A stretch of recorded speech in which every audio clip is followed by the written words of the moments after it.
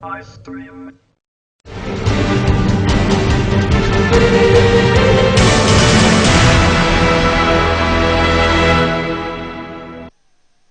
ഇവനെ കൊണ്ട് ഞാൻ തോറ്റല്ലോ എന്റെ ദൈവമേ. ഇതെന്തൊരു വികൃതിയാ.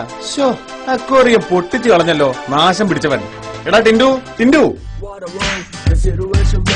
എടാ എടാ, എന്തിനാടാ നീ അക്വേറിയം പൊട്ടിച്ചു കളഞ്ഞത്? മനഃപൂർവ്വം അല്ലച്ചാ, ഒരു കല്ലെടുത്ത് കുത്തിയപ്പോ ഉടഞ്ഞു പോയതാ. എടാ മോനെ, കല്ലെടുത്ത് കുത്തിയാൽ അക്വേറിയം ഉടഞ്ഞു പോകുമെന്ന് ആർക്കാടാ അറിഞ്ഞുകൂടാത്തത്? എല്ലാവർക്കും അറിയാവുന്നതല്ലേ?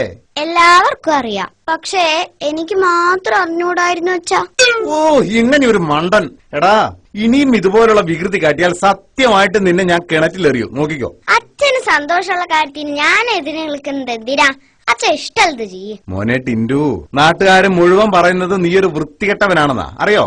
അച്ഛാ, ജനിക്കുമ്പോ ഞാനൊരു വൃത്തികെട്ടവനായിരുന്നില്ല. ഈ സമൂഹമാണ് എന്നെ വൃത്തികെട്ടവനാക്കിയത്. ഓ, ഇവനോട് സംസാരിച്ചു നിന്നാ എന്റെ സമനില തെറ്റും. ഷേടാ, കല്ലെടുത്ത് കുത്തിയപ്പോ അക്വേറിയം പൊട്ടിയത് എന്റെ കുട്ടാണ്. ഒരു പരീക്ഷണവും നടത്താൻ സ്വാതന്ത്ര്യമില്ലേ ഈ നാട്ടിൽ? അല്ല, ഗ്ലാസിൽ കല്ലുകൊണ്ട് കുത്തിയാൽ പൊട്ടുമോ ഇല്ലയോ എന്ന് പരീക്ഷിച്ചതിന് അച്ഛനും ഭ്രാന്തെടുക്കുന്നത് എന്തിനാ? അക്വേറിയത്തിൽ കുത്തിയത് കൊണ്ടാവും. ടിവിയിലൊന്ന് പരീക്ഷിച്ചു കളയാൻ. അയ്യോ, എടാ മഹാഭാവി, നീ ടിവിയും തകർത്തോ? നിന്നെ ഇനി ഞാൻ എന്ത് ചെയ്യണം? അച്ഛാ, അത് പിന്നെ പരീക്ഷണം.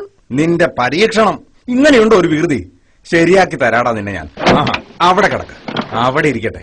ഇനി നീ മുറിയിൽ നിന്ന് പുറത്തിറങ്ങരുത്. ഓ, അങ്ങനെയെങ്കിലും ഇവന്റെ വികൃതി ഒന്ന് മാറി കിട്ടുമോന്ന് നോക്കട്ടെ. അച്ഛാ, ഒരു സൂചി തരുവോ? സൂചിയോ? എന്തിനാടാ സൂചി? നിന്റെ വികൃതി ഇനിയും മാറിയില്ലേ? വികൃതി മാറിയച്ചാ, പക്ഷെ സൂചി വേണം. എന്തിനാണടാ സൂചി? വികൃതി മാറിയില്ലേന്ന്? ദേ, ഇവിടെ ഒരു തവള, അതിന്റെ കണ്ണി കുത്തി കളിക്കാനാ സൂചി. അയ്യോ.